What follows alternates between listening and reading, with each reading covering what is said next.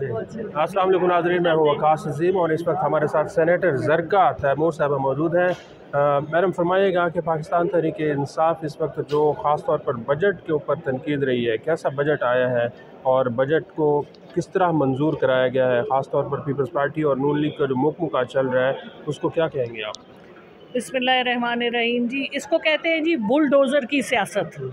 यानी बुलडोज़र से इन्होंने फॉर्म 45 को ख़त्म करके 47 के ऊपर असेंबली में आके बैठे, बुलडोज़र पे आके अपनी रिज़र्व सीटें बनवाई, बुलडोज़र पे आके अपने सेनेटर बनवाए, बुलडोज़र पे आके अपना चेयरमैन और डेप्टी बनवाया।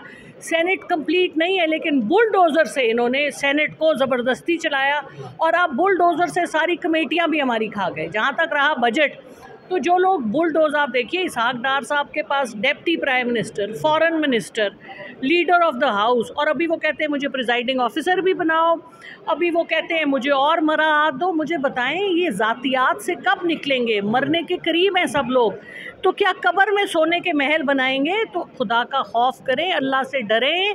इस अवाम का खून देखिए, इस पार्लियामेंट की एक एक चीज़ पाकिस्तान की गरीब आम आदमी के टैक्स से चलती है। हमें रात को खौफनाक ख्वाब आने चाहिए कि हम किसी का खून पी रहे हैं, किसी की बोटियां नोच रहे हैं।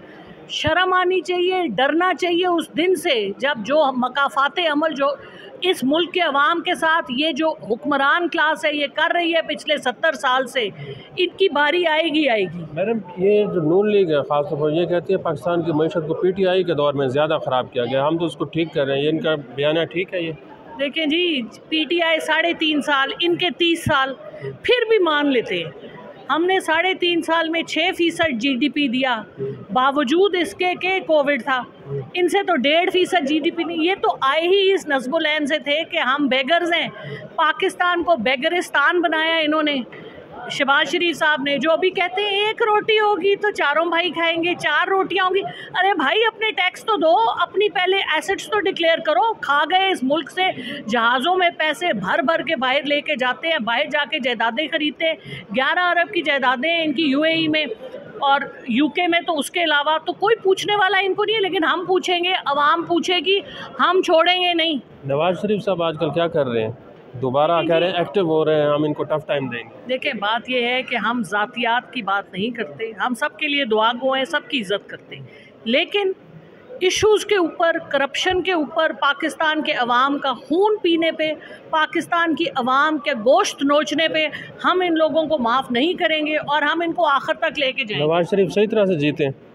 नवाज शरीफ कहाँ जीते, इसीलिए तो बने कुछ नहीं, क्योंकि उनको पता है कि जाके शहबाज शरीफ साहब कौन से जीते। सारे झूठ फरेब की तो ये हुकूमत है, इसलिए तो गासिब होके बैठे हैं, क्योंकि इनको पता है कि इनके ख्वाजा आसिफ से लेकर राना सनाउल्लाह, शहबाज शरीफ, नवाज शरीफ, मरियम नवाज, सारे एक ही थाली के चट्टे बट्टे हैं। क्या बात कर रहे हैं? वो कहते हैं हमें आवाम ने मैंडेट दिया और फौज, पाकिस्तान की फौज भी कह रही है कि PTI के पास नहीं है मैंडेट। देखें जी, पाकिस्तान की फौज अगर है तो पाकिस्तान है, इसलिए पाकिस्तान की फौज को आप इससे बाहर रखें।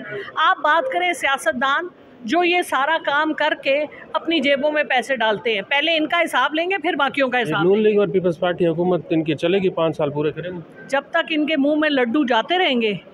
अभी तो पीपल्स पार्टी ने इनका शब खून करना है, अभी आप देखिए आगे होता क्या है। बहुत शुक्रिया मैडम ज़रका तैमूर साहब हमारे साथ मौजूद थे, जो ये कह रही हैं कि हुक्मरान अवाम का खून चूस रहे हैं।